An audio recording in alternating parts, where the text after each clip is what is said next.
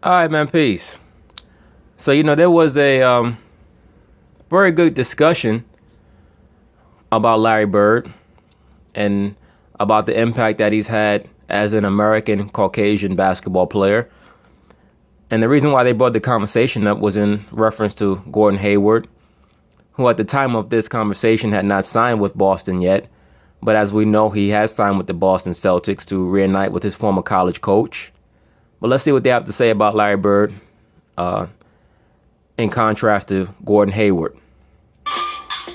Gordon Hayward reportedly will make his decision today on where he'll be playing next season. The Heat, Celtics, and Jazz are the front runners for Hayward. Last year, Hayward averaged career highs in points and rebounds and made his first All-Star team. We're joined by Eddie House. Chris Broussard is back with us. Eddie, why do you think, if Hayward goes to Boston, there will be obvious Larry Bird comparison. So why do you think there hasn't been another American-born white player at the level of Larry Bird? Well, that's a crazy question. First off, Larry Bird is one of the top 5 players to ever play. I mean, if we're talking non-center, you're talking about Jordan, Magic, and then to me, LeBron and Larry Bird right there with each other. All right, as far as non-centers to ever play. All right, Jordan, Magic, and then Larry Bird and LeBron James battling. That's how great Larry Bird was. Larry Bird was an unbelievable player. I think it's too soon to even compare this guy to Larry Bird, number one. Larry Legend is, he's there's nobody like him. And I don't think there ever will be another like him. But Really? Yeah. Absolutely not. I mean, come on. I mean, it's a disrespect to Larry Bird to try to limit him according to him being a Caucasian basketball player. All right. Larry Bird played in was the best player in the mid 80s in an era where you probably had the greatest small forwards in the history of the NBA. All right. He was going against Dominique Wilkins, Bernard King, Alex English, Dr. J, George Gervin, Dale Ellis, Mark Aguirre, James Worthy. Like the list goes on and on and on. Adrian Dantley. I mean, almost all those guys that I named were Hall of Famers, other than I think Dale Ellis and Mark Aguirre. Mark Aguirre should be in the Hall of Fame. All right. He was going against those guys every night. Chris Mullin came in the mid 80s. Larry Bird was a 10 out of 10 at everything except for obviously athleticism. Rebounding, if he wanted to, he can get 20 rebounds. If he wanted to, he can get 20 assists. If he wanted to, he can get 60 points. Yeah, not another like Larry Bird. Larry was the ultimate competitor. He was a trash talker. He probably was the best trash talker in the NBA ever. Best ever. So I'm not sure that. I think it's too soon to jump to the conclusion that Gordon Hayward is going to be the savior. I think he's a very good complimentary guy, very, very good guy, but like the second and third guy. But also look at the percentage of whites in the NBA is roughly at 10% right now, and it's the same way that Major League Baseball is at 7%. That's why you don't see an African American star in Major League Baseball, because it's just not that many of them. There are stars there, but it's not like it was from, I want to say, like 62, 60s and the 70s. It was all African American. Well, let me say this, and it's not to digress, but a lot of so-called blacks have kind of left the game of baseball because basketball and football is more glorified. When I was growing up as a kid in the early 90s, late 80s, early 90s, when I first started watching sports, baseball in particular, the so-called black man was dominating baseball. Barry Bonds, Ken Griffey Jr., Kirby Puckett, Tony Gwynn, Fred McGriff, Darryl Strawberry, Eric Davis. I mean, even later on in the 90s, you had guys like Mo Vaughn come in the league, dominating. The so-called black man was dominating, but, it kind of started to fall off in the late 90s. American. So I think that's what's playing a part in this, that the percentage of them are down in that league. Okay, here's my theory, because I've thought a lot about this. can we agree, and not to stereotype, can we agree that for whatever reason, at this moment in time, black players are quicker, faster, jump higher? Yeah. Okay. No, you can't say that, Chris. We can't agree with that because that's racist. That's what all the liberal blacks and liberal whites told me on the video where LeVar Ball said that UCLA lost because they had too many white players, which meant that their team was too slow. So you're not allowed to say that, Chris. Nope. Even though the NBA is 70% black and the so-called black man only makes up 6% of the U.S. population. No, you're not allowed to say that, Chris. All right? Even though Caucasian general managers and scouts proactively look for blacks over white players, that's racist if you say that the black man is a greater athlete, Chris. And if you do say that, it's because, remember, the Caucasian man bred us as slaves to be bigger, stronger, and faster during the 1800s, even though that would have been something that nobody with common sense would do, because then the slaves would rebel against them because they were bigger, stronger, and faster. But, you got to say whatever you need to say to try to justify why the so-called black man is greater athletically. And a lot of the dumbass liberal blacks, they follow behind that. But it is what it is. Okay. Now, I think over the last 25 years or so, kind of since Michael Jordan, maybe even while he was playing, basketball in America has been geared more toward athleticism than ever. Okay, you got guys that really aren't that skilled who can run and jump, and they get drafted high and, things like that. Before that, remember, Magic wasn't like the greatest. He didn't win with his athleticism. Did not. Bird, obviously, it wasn't just athleticism. Nope. Oscar Robertson. It wasn't like you just said the guy that can really jump high and dunk and be quick is going to be the best player. It was more skills. But I think since Jordan, maybe because he was so athletic, it became more athleticism, okay? And I think if you look at the best white players, particularly in modern basketball history, Larry Bird, Chris Mullin, Kevin McHale, John Stockton, they were skilled. Rick Barry, it was skills. It wasn't that they were out jumping everybody, it was skills. And even today it's skills. I mean, let's be for real. Steph Curry kind of has a, not the stereotype, but a quote-unquote Caucasian game, right? He has a game that's very relatable because he's not an explosive athlete. He's a greater athlete than people give him credit for, but he's not somebody who's going to dunk over people in traffic.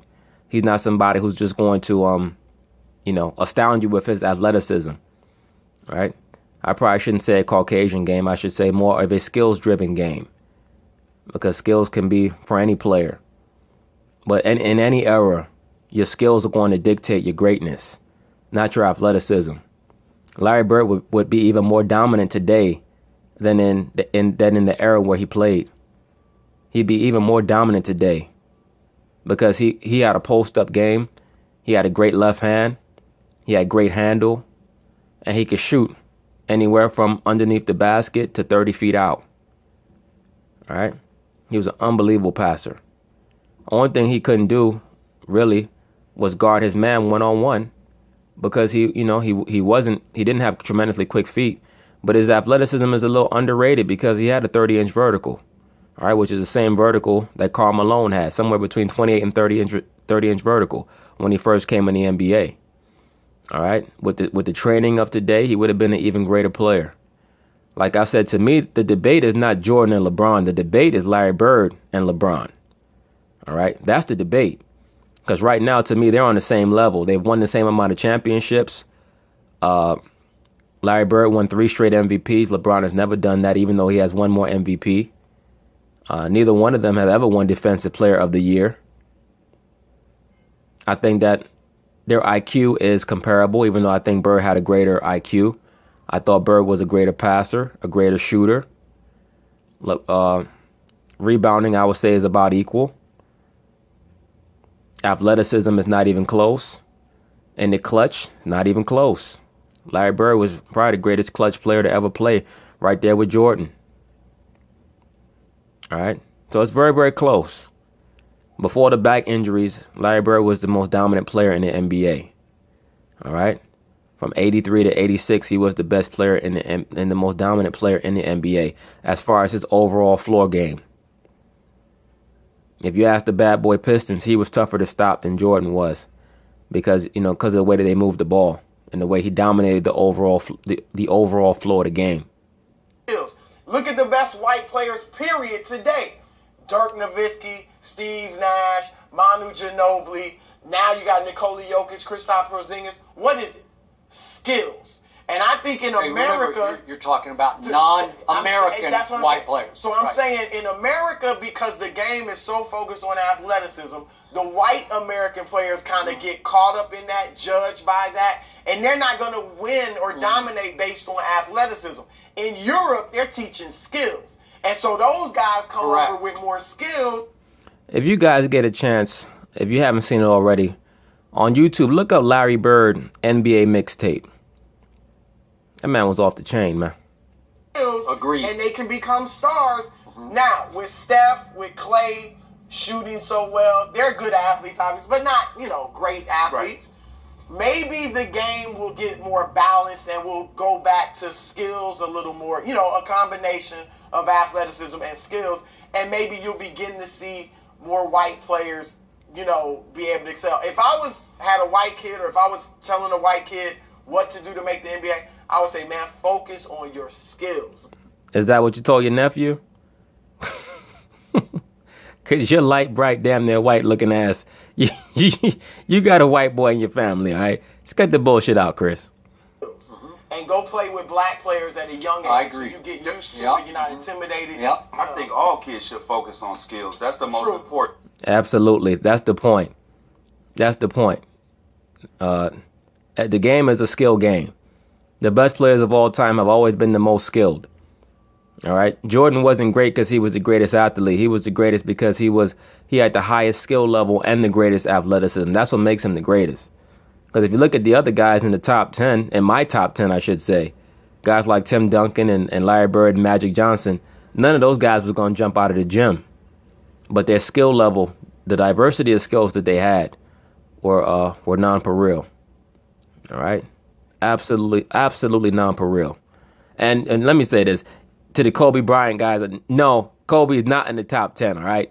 He's not in the top 10, goddammit.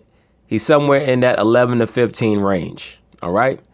Somebody keep telling me to do a video of my top 15 NBA players ever. I'll probably do that soon and go into detail with each player, all right? But no, Kobe is not top 10 all time. Larry Bird came to a team that was 21-61. And in 1 year, he turned that team into a 61-21 team. All right? That's what he did. He had 3 different coaches. He won championships with 2 different coaches. The third coach, Chris Ford, he was hurt most of the time when Chris Ford was there. Magic Johnson won championships with 2 different coaches and got to the finals with a third coach. All right? Even Michael Jordan went to the conference finals with Doug Collins. All right? And then, of course, won the 6 championships with Phil. You look at Kobe Bryant's record without Phil Jackson. All right? LeBron James been to the finals with what? How many different coaches? 4 different coaches? That's how you could tell the effect of a player. All right? Hakeem Olajuwon went to the finals with 2 different coaches. Now, you'll come back and you say, well, Tim Duncan is the greatest player at his position. Like I said, when you look at the top 10 of my top 10 all-time greatest players, all those guys you could argue were the best players at their position. If you really know the game, you know that you can even argue that Hakeem Olajuwon was the greatest center of all time. All right? If you took Kareem Abdul-Jabbar's finesse and skill level and combined it with Bill Russell's defense, you have Hakeem Olajuwon. For those of you brothers who really know the game, all right, you know what I'm talking about.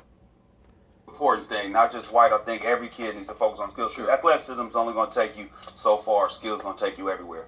Chandler Parsons had a very good quote, and I'm quoting him. He said, the NBA is a collection of some of the most athletic guys in the world, and white guys just aren't that athletic.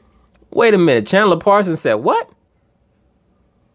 All them liberal blacks and liberal white people, they got mad at LeVar Ball when he said what he said. They need to hear what Chandler Parsons just said. But, let me not forget, the white man bred blacks to be athletically superior to them. Allegedly. For Larry Bird, upbringing matters. When you were born, where you were born, and how you were brought up plays a role. When the documentary that they talked about Larry Bird. He says, I grew up playing with older black men. They were talking trash. And they said, well, Larry, why do you want to play with them? He said, because that's where the best guys are. I want to be the best. So he was brought up playing against older black players, talking trash, honed his skill, his craft. When you look at Larry Bird could barely jump over a credit card. Larry Bird run, his knees didn't bend, he was shuffling.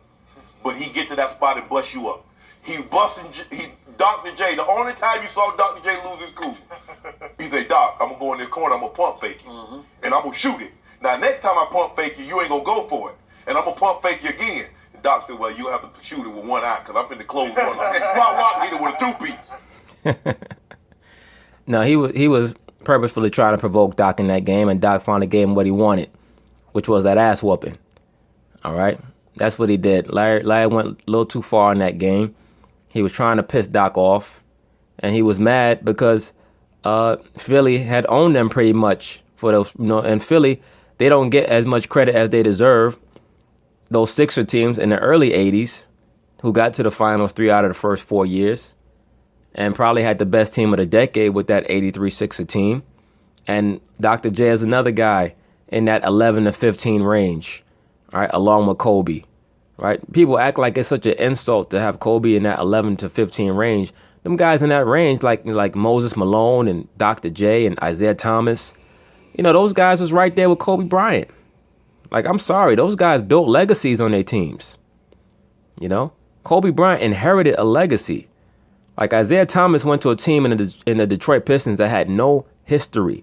They had no leg. He created the legacy on that team. All right. Dr. J went to a team that was filled with cokeheads and got them to the finals a whole bunch of times, I think 3 times before Moses Malone even got there as the leader of that team. All right. Same thing with Moses Malone, probably the most dominant center of the 80s. Man was dominant. Got to the finals in 81, lost to Bird in 6, and then went to Philly and was the member of probably the most dominant team of the 80s, that 83 Sixer team. All right, the 4-4-4 team. I mean, it is what it is. A lot of you guys, like I said, especially you Kobe Bryant dudes, a lot of y'all don't know shit about what y'all talking about. And Kobe is a phenomenal player. But I don't think a lot of y'all know what you're saying when you say he's top 10 all time. Like, top 10 all time, like I said, is you could argue he's the greatest at his position ever. And just him on the team takes the team to a borderline championship level. And that is not Kobe. I'm sorry. You got to have so much shit around Kobe. I know I'm going to piss off a lot of you Kobe Bryant dudes. It is okay. It is what it is. He could talk. I don't think, Skip, if you really didn't like Larry, and a lot of black people didn't like Larry Bird because he was white and he was busting up our black players. As a little kid in the 80s, I hated Larry Bird. All right. I was a little boy back in the 80s. But if you were so-called black back then, you were Lakers all the way. The Lakers, that was the black team, quote unquote. But when you mature and you get an understanding of the game, you have a great respect. And I remember when I first started watching basketball, where I could, really understand what I was watching. I saw Bird in his last 2 years, and he was still dominant. He just had a terrible back ailment, where he really could barely play. But when he did get out there, he still dominated the game. And he was way slower those last 2 years than he was when he first came in the league, where he was already slow. But he was still dominating guys. But if you go back and look at Bird, he thrived in what's arguably the greatest decade, the 80s and the early 90s, against some of the greatest black players to ever play. The Magics, the Kareem, the Michael Jordans. He was the one that won 3 straight MVPs. It was him, a guy that couldn't jump that high, but he'd go get you 24 and 12 every night, and get you about 7, 8 assists if you needed to be. I think Shannon was on record as saying that Bird was his favorite player growing up. Bird was so incredible. Like I said, for you guys, if you get a chance, YouTube Larry Bird NBA mixtape. Skip, the thing is that now black kids grow up and says, okay, I'm going to do on the up and up. What's the quickest way I can make money and make the most money? NBA, NFL. Because if you play baseball, you got to go to the minors. You play hockey, you got to go to the minors. So what's the quickest way I can ascend and get out of this poverty or get out of the situation that I'm in. There's not a whole lot of white kids growing up like Larry Bird in today's time. Look at Kevin Love. Kevin Love daddy was an NBA player. So the hard. By the way, his uncle was a Beach Boy. So that helps. Yeah, his uncle was a Beach Boy and a Luciferian who was associated with Charles Manson, if I remember correctly. I'm trying to remember his uncle's name. Obviously, his last name was Love. But he was a member of the Beach Boys, and he was associated with the monarch assassin known as Charles Manson, who was programmed in the Process Church, along with David Berkowitz and Sirhan Sirhan and all them other assassins out there. All right. But yeah, he was a Luciferian. With the Beach Boys, they were a Luciferian group. But all those groups were Luciferians back in the 60s, especially out there in California. But that's a whole other topic. So hardship, scopes. Yep. Now, okay, I'm growing up hard. Take it from me. I was 3 years younger than my brother. So I'm playing basketball one-on-one against somebody that's 3 years older. Mm-hmm. My cousins were 4, 5, and 6. Mm-hmm. So if I play guys my age, I'm dominating. But I'm also talking trash because they talking trash to me. Mm-hmm. So that's how you learn certain things. So Larry got skilled at a very young age, playing against some of the black older men in French Lick, Indiana, talking trash. And you see a direct product of that, Larry Bird is the greatest. It's not even close. And another reason why we won't see another Larry Bird. I think Rick Barry was close. He was close. But I know him very well, and I know his game. Yep. He could score like Larry, but he couldn't rebound. He was all around. Well, he wasn't as tall. But think about it, he led the Warriors to the championship. Hey, yes. Averaged 30 points a game in 1975. I agree with you. No teammate averaged more than 14. Yeah. If somebody did that today, we'd be like, he carried a bunch of Russell Westbrook did that this year. Dirk kind of did it. Dirk did it. But kid was older. I know Rick very well, did a radio show with him in the Bay Area. You want to talk about chip on shoulder? You want to talk about a bad man? You want to talk about a guy who will jump down your throat at a moment's notice? Ask Rob Parker. Correct? And that's the... Somebody need to jump down Rob Parker's throat with his dumb ass. No way, no how. That's the guy. Okay, so what's still stunning to me is that Rick played well before Larry Bird played. So let's go back just to Larry Bird. It's still stunning to me that there still hasn't been one American white player come even close to Larry Bird. No. I thought Tom Chambers was sort of in the ballpark a little bit at 6'10". He was a four-time All-Star. He's a little before your time. No, I know. He was more athletic, Skip. More athletic, but he was the MVP of an All-Star game in Seattle because everybody said, we're going to make you the MVP. But again, he was pretty good, but he wasn't Larry Bird, who, by the way, was top 10 in steals twice. So he could move. He had great anticipation. Now, was Larry Bird a Monarch athlete? Who knows? I believe he may have been. There was a Sports Illustrated article that they did on him back when he was at Indiana State. And on the article, or pardon me, on the cover of the magazine, he's there with his index finger over his mouth, doing the shush sign. The Luciferian, quote-unquote, Masonic shush sign for Harpocrates, the god of silence, the god of secrets. So was he a program Monarch athlete? Most likely. You know, you look at his number and you look at a lot of other of his attributes, right? He was Bird, and the black guy was Magic. I already did a video on Magic and him most likely being a Monarch athlete, sent over to that handler, Jerry Buss. I'm sure that Red Auerbach was a handler as well. Into the Kabbalah, he was a so-called Caucasian Jew. But that's a whole other topic. And we'll deal with that if I get a chance to go into the Larry Bird thing a little deeper. We'll deal with that when we get there. But he was a phenomenal basketball player. He could play center field on defense. He couldn't on-ball defend. No. Okay, this is my unscientific theory about this, and I can't back it up. It's just a gut feeling, being a white guy, watching this evolution. Skip always give them bullshit-ass introductions, being a white guy. You're not white, you're pink.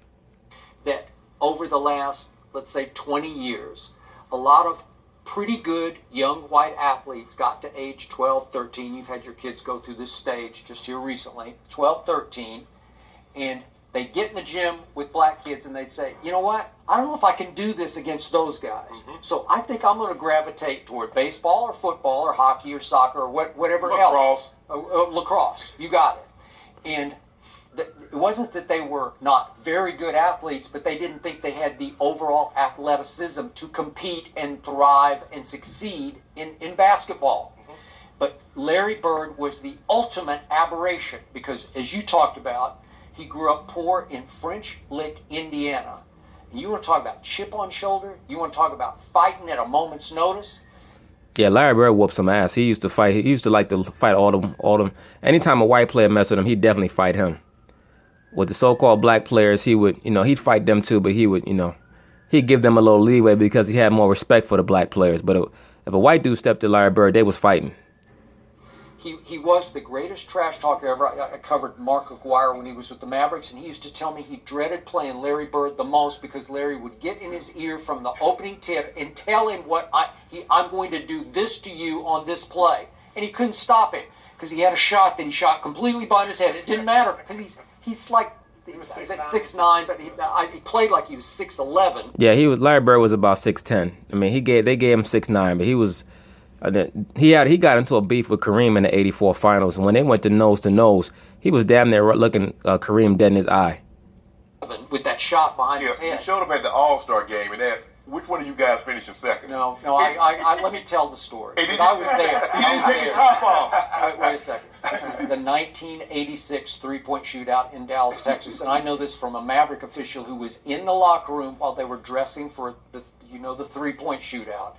And the other competitors these are really good shooters. Craig Hodges, Trent Tucker, Dale Ellis, Sleepy Floyd, Leon Wood, Norm Nixon were the black guys in the locker room at that point. And he walked in and said, which one of you, and I'm not going to certainly say the word, is going to finish second?